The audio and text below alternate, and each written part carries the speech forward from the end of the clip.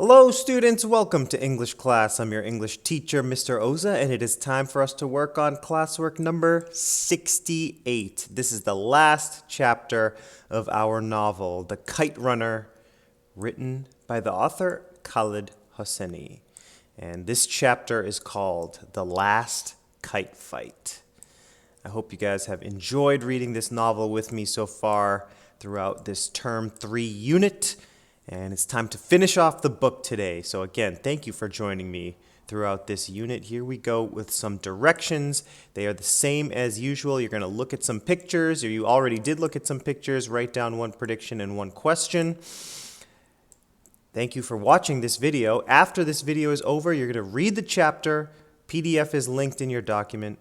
You're going to fill out the SMM chart and then do an open response. So here we go. Let's go over those pictures that you have looked at once already, and I'll try to clarify what's going on in this chapter. So we are back in the United States of America. Specifically, we are in San Francisco. So you might remember at the beginning of the novel, literally the very first chapter, Amir is on the phone talking to his old friend Rahim, and he gets a call saying there's a way for you to be good again.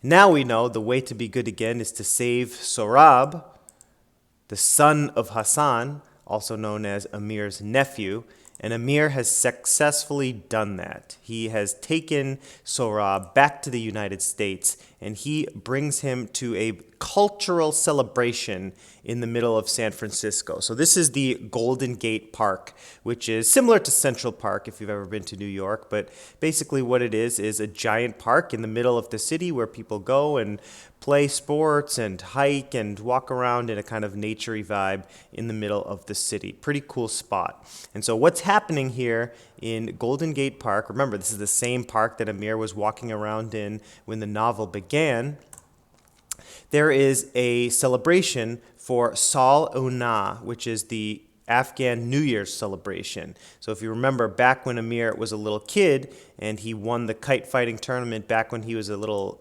12-year-old kid, that was on the Afghan New Year's Day celebration.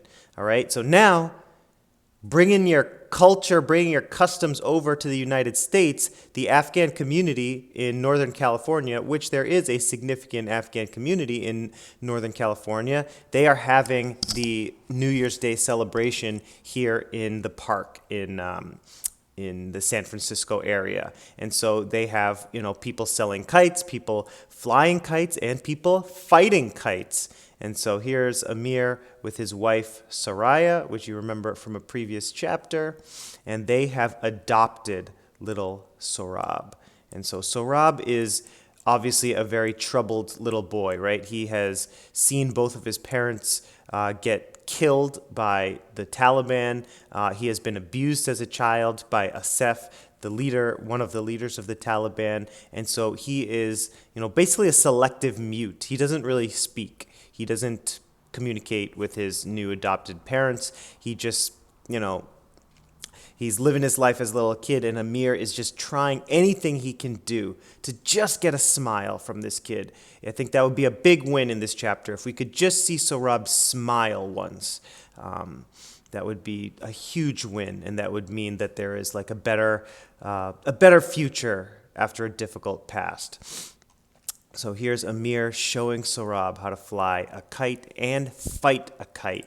So Amir buys himself a little, rainbow-colored kite from the vendor nearby, and here is Amir with his wife Soraya, basically saying, like, all right, we gotta figure out a way to get this kid a little more social. We gotta figure out how we can get him to talk a little bit. We gotta figure out, if we can get him to just be a little happier, because obviously growing up the way he has been very difficult. He's gone through a lot, and so here is Sohrab. Remember, this is the son of Hassan and Amir's nephew, looking up to the sky, looking at the kites flying, the kites fighting, and we just hope that he'll smile, just hope that he'll show, a little bit of a sign of life, just to give us a little positivity when we end the book, because the poor kid has lived a really, really tough life in his early years of life. And so if there's a way that we can have a little hope for a better future for little Sohrab here, then I would think that would be somewhat of a happy ending, but we'll see. So once you're done with this video, time to jump into the chapter. The link is right there in your Google Doc like usual, so you can read the PDF, the last 4 pages of the book. Once you're done reading the chapter, please fill out the Says Means Matters chart.